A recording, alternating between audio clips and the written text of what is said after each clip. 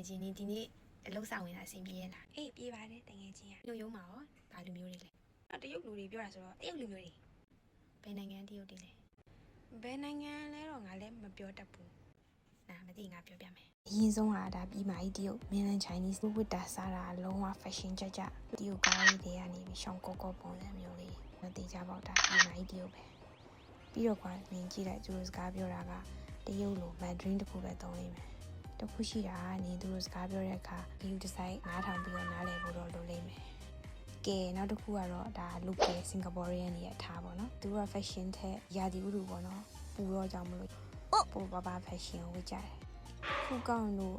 ဈေးဆိုင်တို့မှာအဲ့ cute အရှိကြီးစီနေအဲ့ဒါ Singaporean ပဲမိနစ်လောက်စားရမယ့်အစားအစာကိုမိနစ်60လောက်တန်းစီရအဲ့ဒါသူတို့ပဲပြီးရင်သူတို့စကားပြောတဲ့အထားလဲ Singlish ကွာ Mandarin တစ်ခုတည်းမဟုတ်ဘူးခံလားပိုပြန်လုံး e-radio တော့ကဲနောက်ဆုံးမှလာမှာကတော့ Malaysian Chinese style ပေါ့နော်သူတို့ရဲ့စကားပြောပုံက Singaporean Chinese နဲ့ဆင်တယ်သူတို့တခါကျရင် local လားဘာလားဆိုပြီးတော့မှားနိုင်တယ်ဒါပေမဲ့အရင်တစ်ခုခွဲနိုင်တာရှိတယ်သူတို့ရဲ့ဝတ်ပုံစားပုံကိုကြည့်လိုက်ပုံမှန်ရှူးတဲ့သူတို့ကအပြင်သွားမယ်ဆိုရင်အဲ့လိုချီညက်ဖနက်တို့ window ဖနက်တို့သူတို့အဝတ်စားကိုလည်းကြည့်လိုက်လုံးဝ baggy fashion ဆိုတာလုံးဝမရှိဘူး anyhow ဝတ်တာကွာသူတို့ခေါ်လိုက်ရင် chin chai style ကဲဒီမှာကြည့်လိုက်ဒီ Malaysian Chinese ဆိုတဲ့တယောက်ကိုကြည့်ခြေအိတ်ကအပြဲပေါင်းပြီးအပြဲနဲ့